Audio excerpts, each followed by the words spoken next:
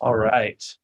So we are beginning to stream live on YouTube at Chainlink Live. Hi, I'm Andy Boyan. We're going to give everybody just a minute to get settled here. Let's get the word out. We are live on YouTube now with Adam from Blockpass. Just give everybody a few minutes to come on in here.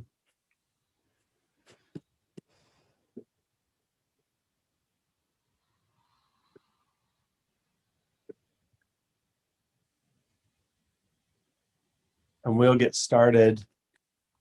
Hi, everybody. My name is Andy Boyan from Chainlink Labs. I am a researcher and a writer, and I'm here to do a Q&A and get to know Blockpass with Adam Vaziri, CEO of Blockpass. We're going to give people a few minutes to come in before we get started into the meat of the conversation. But before we do, Adam, how you doing, man? Doing all right, thanks. Yeah. Good. You got a big old background of your website and everything ready to go. I like it. Yeah, Defy. All right, cool. Well, I think we are going. We do see people in the YouTube, so let's start a little bit, at least with an introduction. Here's what we're going to do today. We're just going to talk a little bit about Blockpass, what you do, what you offer, how it ties into smart contracts and DeFi, and how you guys use Chainlink, how we work together, and then a little bit of a larger conversation about KYC and identity and smart contracts and crypto, because it's a juicy topic and it's a lot of fun to talk about. I'm really glad to have you here. We talked briefly a couple days ago, but it's nice to connect again and get into some of this stuff. So why don't you introduce yourself and your journey into crypto and DeFi and how you get started? Yeah, sure. Well, thanks a lot for having us today. And it's really a pleasure to be working with Chainlink so collaboratively and strategically in our mission. So myself, my background is actually as a lawyer. I qualified back in 2010 and have been working initially in tech and then discovered crypto back in 2013. And then, at that point, I was pretty much the only lawyer in Europe really focusing on the area. And I've been through quite a lot of experiences with clients as a lawyer and the problems that they encountered in the early stages of crypto, where they were trying to figure out whether something was compliant or not. But the issue was the regulatory environment was not particularly clear because regulators and lawmakers were trying to catch up with even just defining these instruments and the activities involved with these instruments.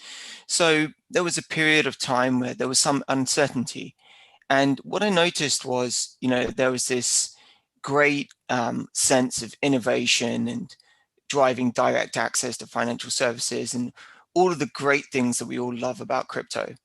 But from my experience as a regulatory lawyer, I saw that obviously there would be a point where it would be necessary to combine this kind of permissionless innovation with the reality of the laws that kind of surround us in our day-to-day living. So how do you connect the mainstream world and the crypto world, as they are kind of almost independent in some regards, but they intersect.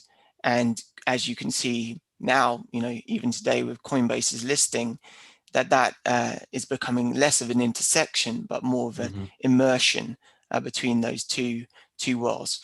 So, for me, that is really the genesis of Blockpass, is to enable businesses to gain access, crypto businesses, to gain access to an affordable, which is a crucial aspect, KYC and AML, but at a higher quality, so that they know that with full convenience, that they don't have to think, oh, how do I comply? They don't have to do any of that hard work.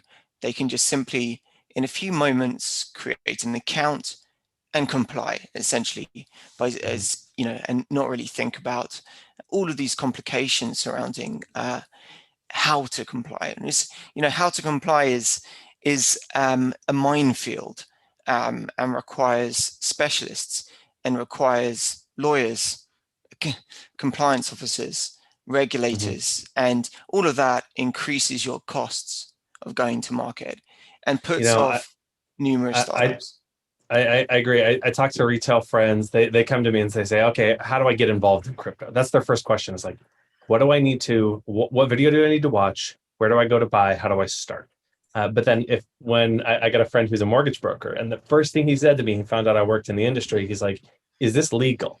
Like his question set was completely different. It wasn't, how do I get started? It was, is this legal? And in my experience in the fintech world, I brought up, blockchain and crypto as a payments company, and the compliance officer just said, we can't. Just we don't have the resources right now. It wasn't whether or not it was legal. It was we don't have the infrastructure or the people who understand it well enough and can go lobby and like do everything that needs to be done at that time. So there's a real difference between like an enterprise, a B2B sort of tech business, or anybody in industry, and your average retail user. So it's great to hear like that. That's kind of what Blockpass is about. Yeah, I mean, that's one side, if you want, of the coin. The other side is the individual.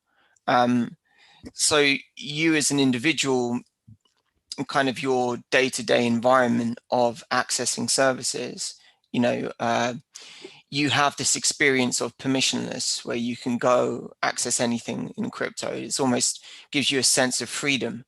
And the interesting thing is, when you think about financial services, the innovation of fintech is, we view financial services to be somewhat clunky, and that there's a high lock-in. It's very difficult to move from one vendor to the other.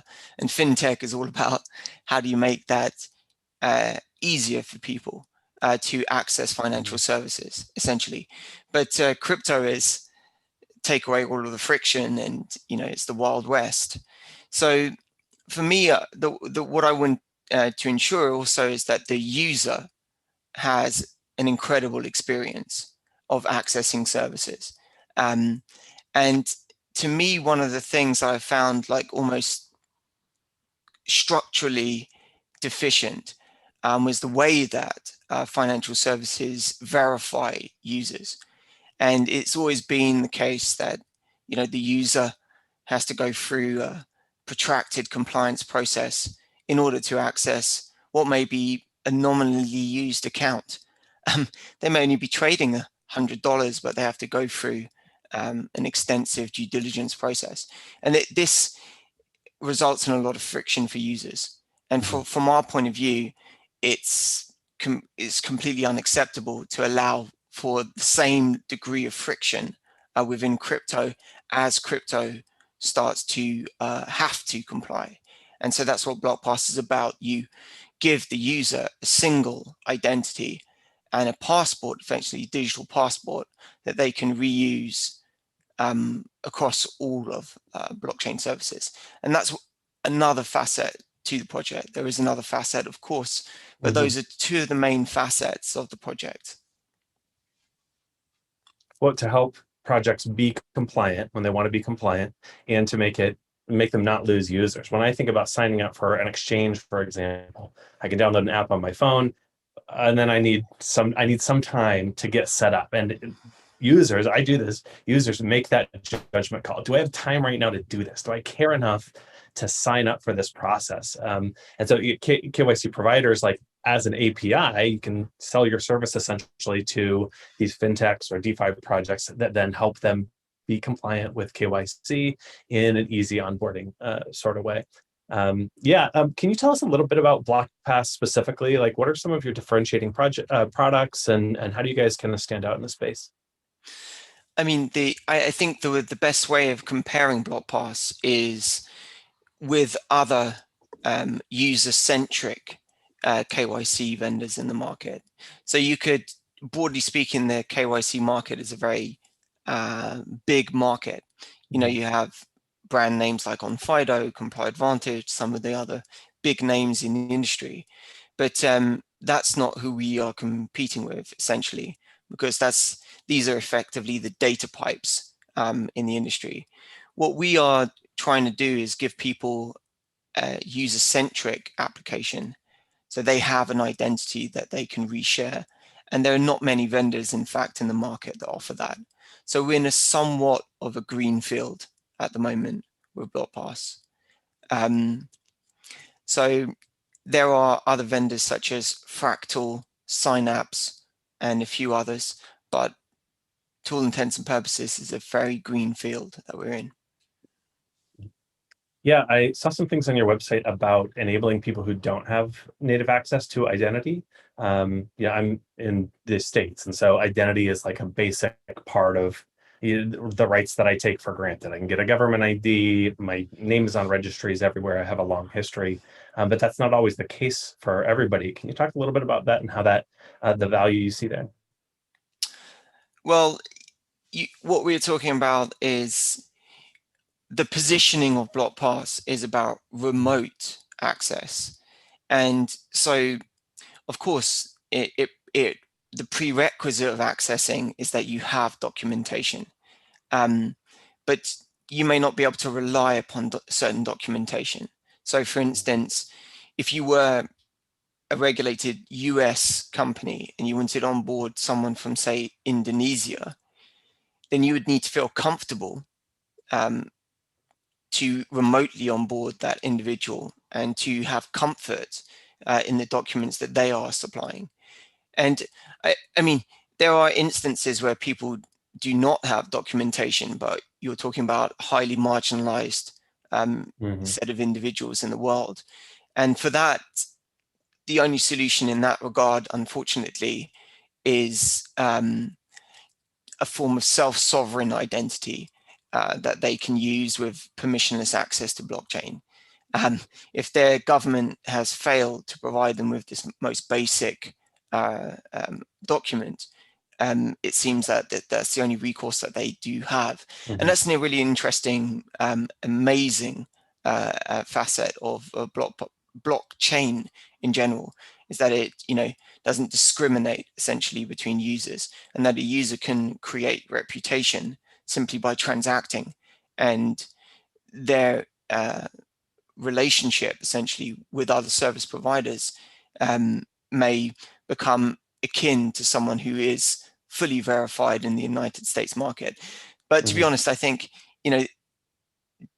dealing with the unbanked is something only really a service like DeFi may be able to offer.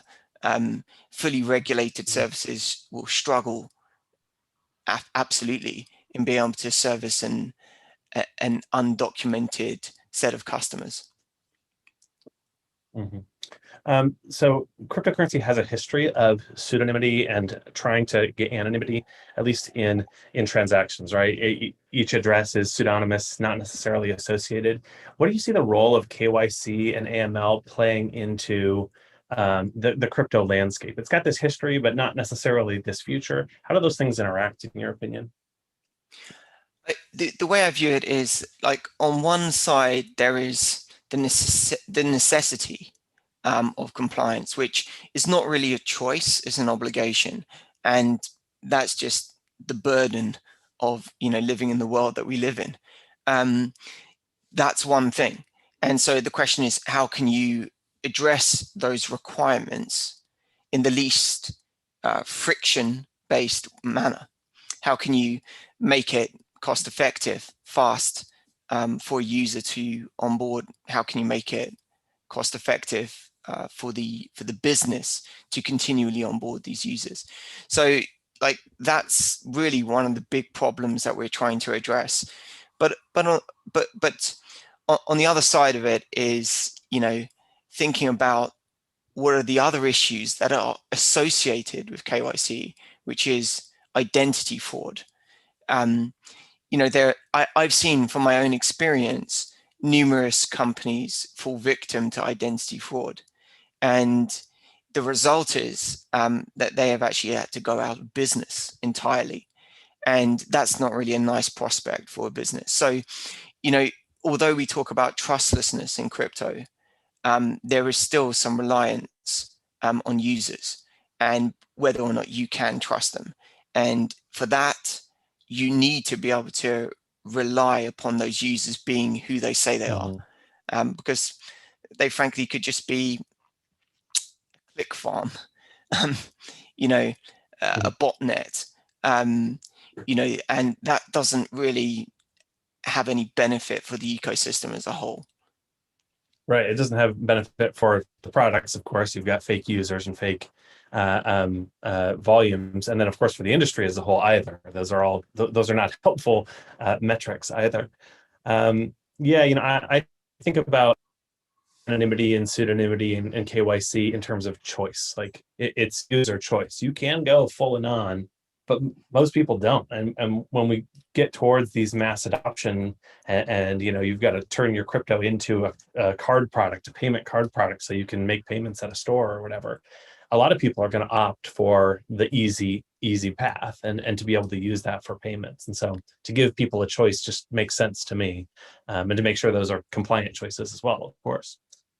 So part of why we're here is the integration with Chainlink as a Chainlink data provider. Now your KYC and AML APIs essentially can be called to smart contracts, and smart contracts can use those as part of the Chainlink Oracle process. So what are some of the use cases why a smart contract, a dApp or DeFi would want to call KYC? Like, what are some of the ways they could use this? Well, I mean, the thing that I am most excited about is, I mean, to your point about pseudonymity and choice, this is one of the key things that I think we can achieve working in DeFi, because essentially what we're talking about is KYC within the context of DeFi.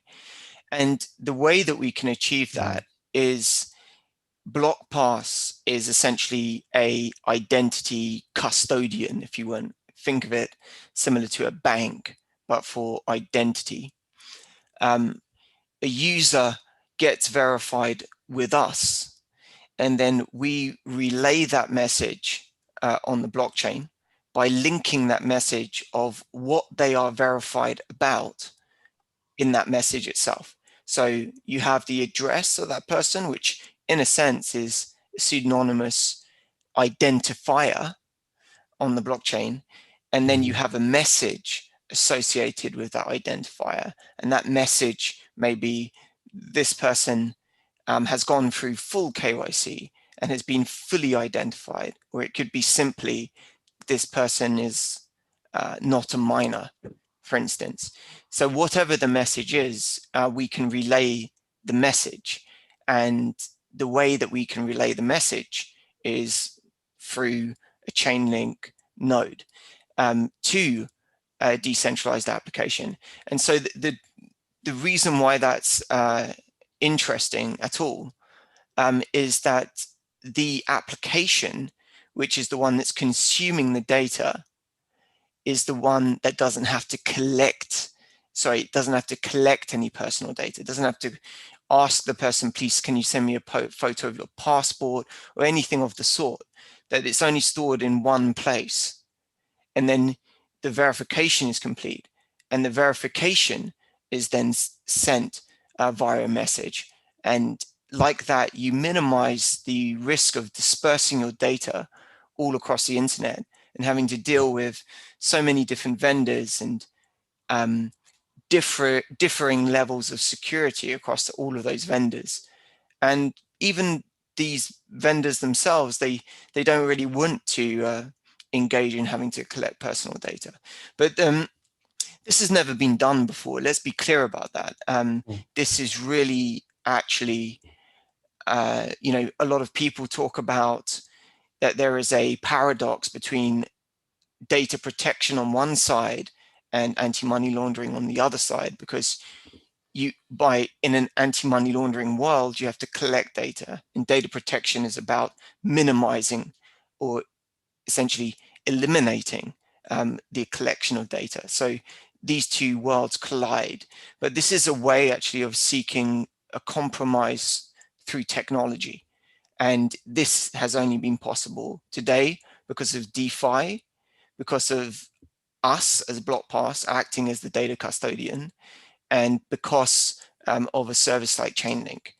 Those three elements make this possible. And I think, to put it in context, that we talk about use case.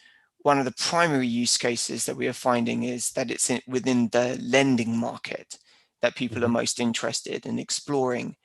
How can you interact with a real person on the blockchain without knowing who they are? And you want to know they're real because you're going to lend them money, but you don't necessarily want to know who they are because you don't want to collect the data. So how can you address those two imperatives? It's only possible in the way that we have delivered the service. Yeah, fintechs and startups, if you've got a lean team, you've got 5 people, do you want to spend a sixth of your budget on a 6th person to do compliance and do the record keeping and hold passport photos and all that? No way. Like, that's just a huge blocker to scaling anything or getting off the ground. So the services, right, for KYC is, well, somebody else can do that. If I'm running a startup, I don't have to custody that. I don't have to worry about it. I just get a report back. Yes, this person passes, or no, they don't. I don't even need to know why. And KYC provider can go and say, like, well, do you need to check them against an OFAC list, a PEP list, or any of these, various lists that need to be checked? Or as you said, are they a minor? Are they allowed to get a card with us, or do lending and things like that? So it makes a lot of sense in terms of the sort of plug and play scaling capabilities as well. And so to see that now in some DeFi protocols is really interesting. Is more DeFi protocols, they want to build on the blockchain, they want to have smart contracts, but they also want to be compliant in whatever regulatory capacity they're in. And we talked a little bit about this, but so how does Chainlink help Blockpass expand this product? Because you guys have an existing product already that you're serving with some wallets and some other services. Chainlink now, as a node, what do you guys see as the future of being able to do service through the Chainlink network? Yeah, as I mentioned, we're in order for us to be able to create this service, we need to have someone that's delivering the result on the blockchain. And it's not going to be us. Like, we're not in the position that we want to reinvent the wheel. And also the culture of blockchain is about composability and collaboration. So from our point of view, we want to bring the data to Chainlink, and then Chainlink is the one that has the standards around delivery of the data to the one who wants to consume the data. And that the magic of it, in my opinion, is that the person who consumes the data, so says, okay, I just want to know that these users arriving at my DeFi app, that they are, say, not from the United States or over 18 or whatever that criteria is. They just point their site to the relevant Chainlink node, which is getting the data from Blockpass, and boom, they're compliant. And like, for me, from my point of view, the greatness of it is that they don't even have to interact with Blockpass. They don't have to even talk to anyone at Blockpass. They just go straight to the data pipe and they get what they want. And to me, that is unheard of. And for me, that creates a new phenomenon, really, within at least the RegTech market, which is, of course, the component of Blockpass, what we're trying to achieve. Yeah, that's really interesting. Sergey Nazarov, our founder, talks about the microservices architecture, which is, we'll bring an Oracle service to anybody, help anybody get set up with Chainlink, and then we'll focus really hard on making sure Chainlink is the best it can be, and you don't have to worry about that. It's a very similar model to what you've got here and what we have seen in the fintech and tech industries, these sort of plug and play. That's why APIs are successful, right? Is because it lets people plug and play and specialize in this really interesting way. But then you break up this really cool idea about self-serve RegTech model, which, self-serve, like for Chainlink oracles, we'll get a message, we'll see a message in the Telegram, which will say, hey, I integrated your Chainlink oracles into my protocol. What do I do next? And it's like, oh, okay, we got a user. Great, let us help you. And that's going to start happening, right? Like, hey, we Yeah. just integrated your KYC. Should we talk to anybody or what? And that is like a mind-blowing model, especially in terms of compliance. Like compliance officers, that's not just what they do. It's about doing your due diligence and doing your homework in an analog way because they've always done it that way, right? That's what they know, and there's good reasons for that. So yeah, you just opened a can of worms here, and I'm thinking about banks full of compliance officers and lawyers trying to figure out, like, is this okay? How's this going to work? Have you had any conversations with compliance folks at other industries who are thinking about this kind of thing? Like, how do they respond to this idea? Well, I mean, of course, we are dealing with compliance officers with regards to our customers that we deal with and how they deal with Blockpass. But really, this is the cutting edge, what I'm describing with you with Mm-hmm. in regards to what we're doing with Chainlink. But maybe it's best I describe the use case that we have at present, Sure. which we have a partner. The name of the partner is EasyFi. You may have seen press releases about our partnership with them, but what they are offering essentially is the ability to receive a loan from a DeFi project in a manner that's under collateralized. So most of lending at the moment in DeFi is over collateralized. Mm-hmm. And so what their position is, we can offer under collateralized loans. And the way that they can do that is to ensure that the people who are borrowing money from the AUM, that when they borrow the money, that they have already been verified.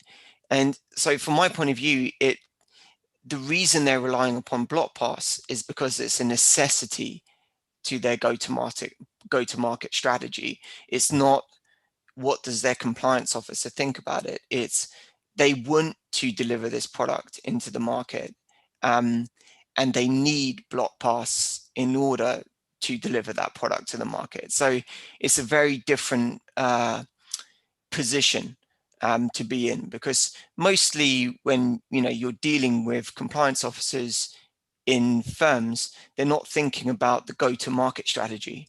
Mm-hmm.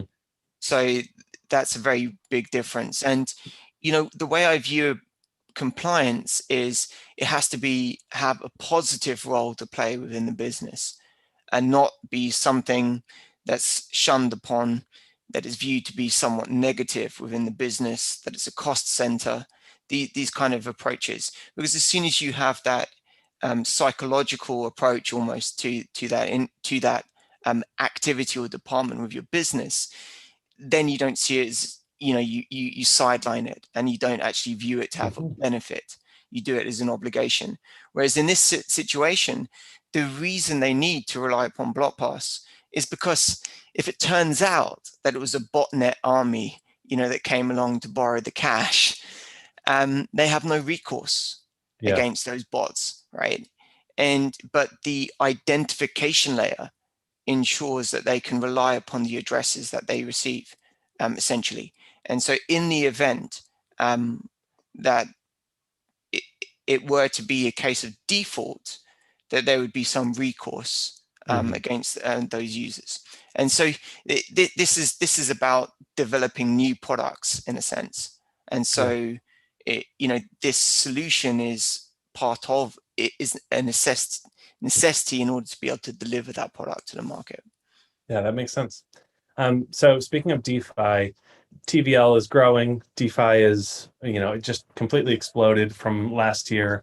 But if you take a look, crypto that's on the sidelines, that's not earning yield in DeFi, people that are just holding crypto, let alone traditional, but just holding crypto is still massive.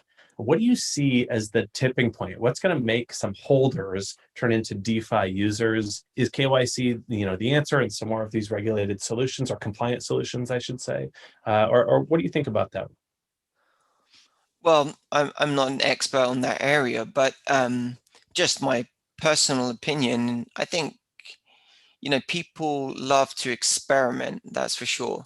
But experimentation has a cost associated with it. Everyone would love to have a go at, Uniswap and, make a DAO and all sorts. But if it's going to cost you $100 to play around with $100, it's probably not worth your while. Mhm. So gas costs at the moment, at least within Ethereum, presents a challenge surrounding people wanting to experiment.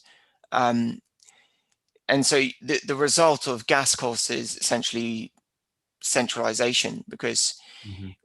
when it costs you $100 to do a $100 transaction, then that's not very logical.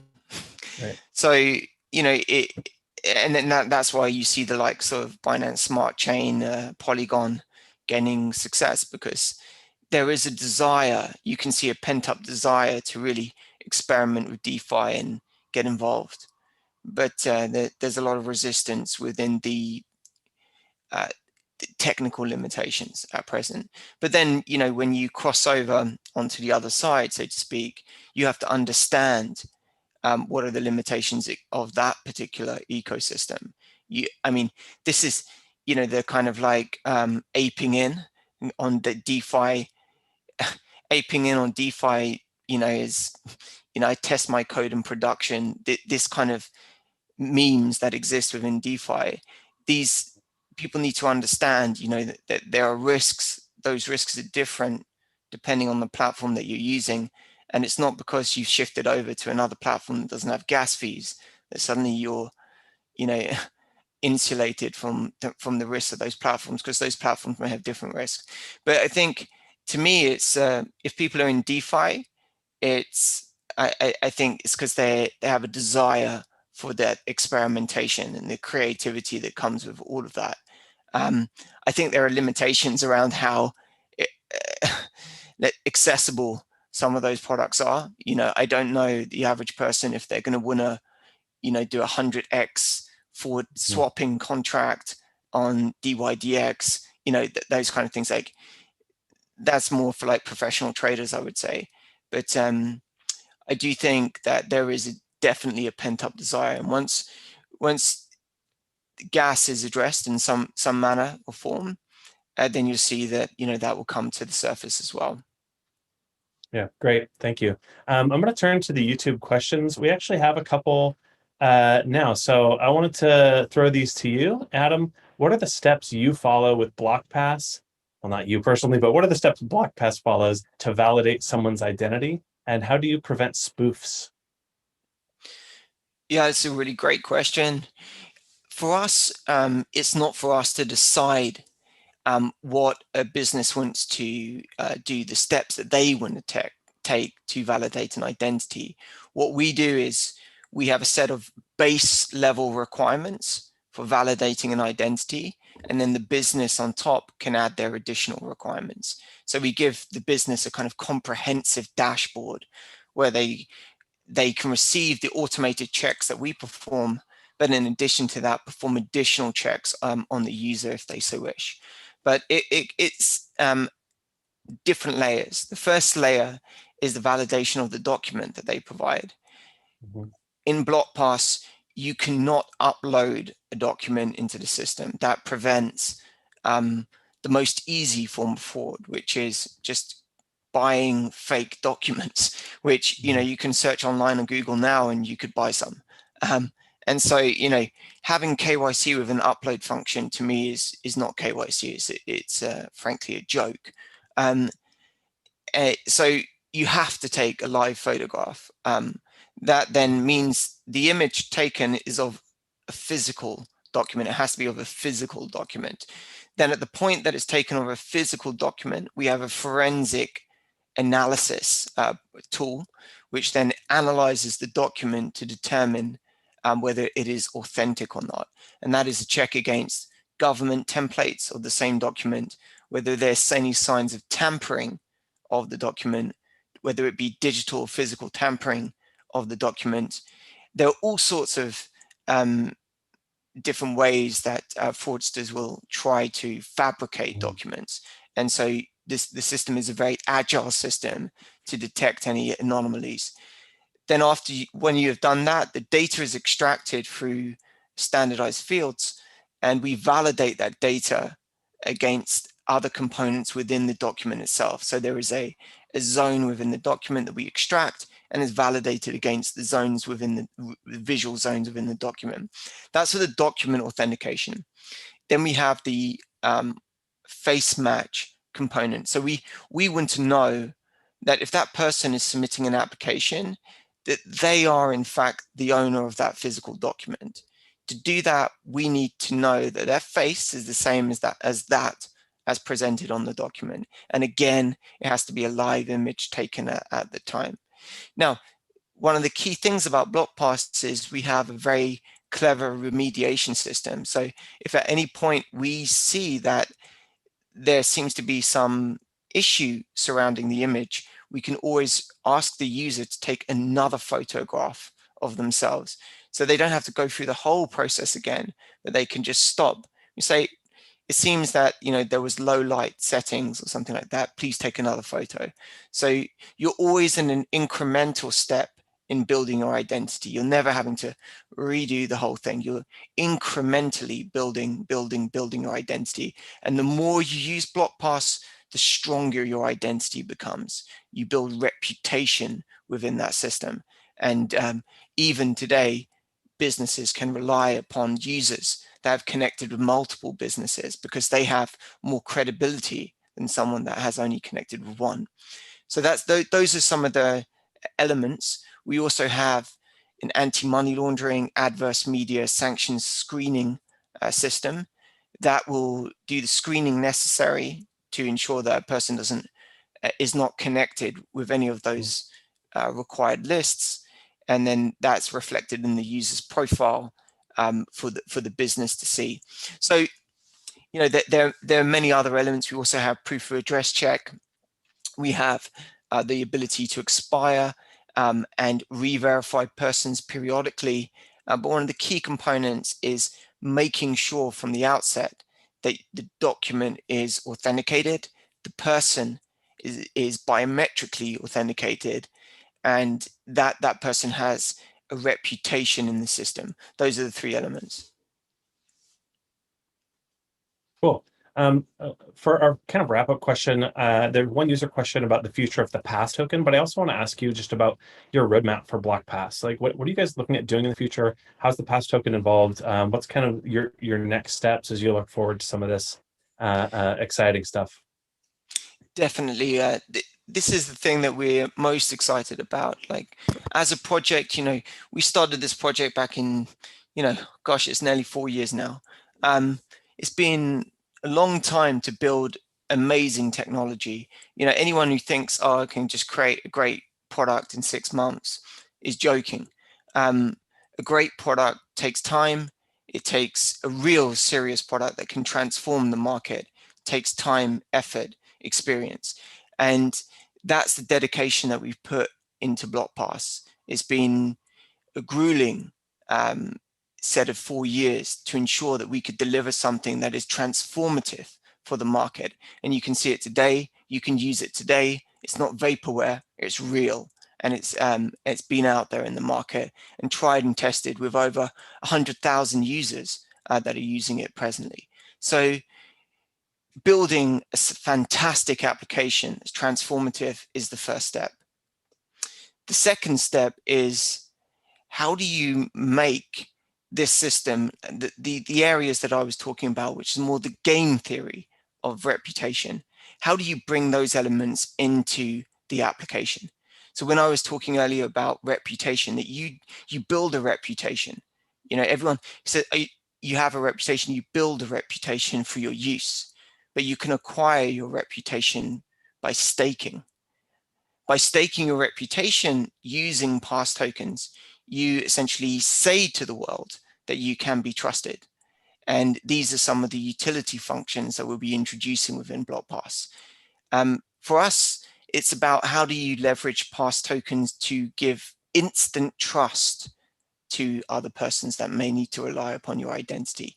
And these are some of the utilities that you will see, but it's also rewarding you when you use pass tokens. So you'll hear in the forthcoming months about how we reward users for going through the process of, sharing their data with merchants, etc. And is what we call the pass reward scheme. But there is another level to it, which we call the pass protocol. And the protocol is really about Blockpass essentially exists in this current state as an application with these incentive layers within it to ensure people are trustworthy. But then data that's created and the transmission of data, if you went on-chain, requires the ability for that data to be transacted. And that's where pass token would come in. So for instance, in a situation where data is delivered via Chainlink, the consumption of the data to Chainlink may involve pass tokens too. So there are elements to it where we are using pass tokens as a data transmission system. But that is, if you weren't, really the third chapter of this project. First chapter, spending 4 years building the best application the market has ever seen.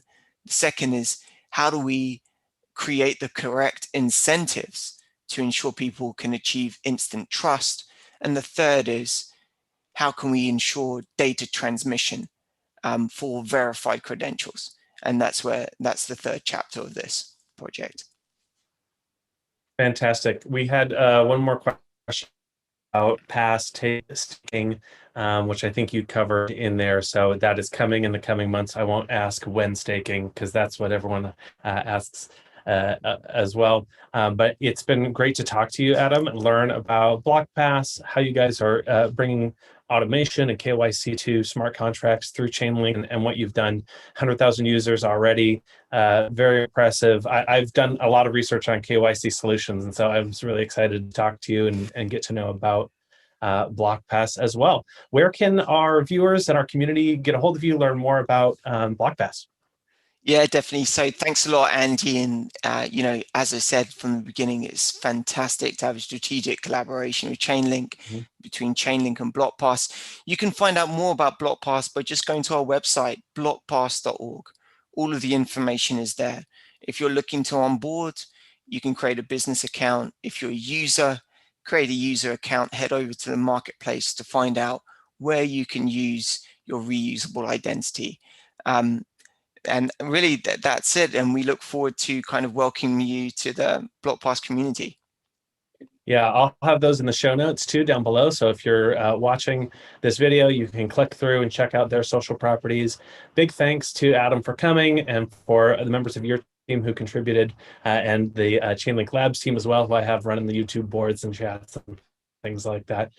Again, my name is Andy Boyan with Chainlink Labs. This has been Chainlink Live with Blockpass. Find out more about them, like and subscribe to the Chainlink YouTube channel, and we'll talk to you guys later. Thanks, Adam. Bye. Thanks. Bye-bye.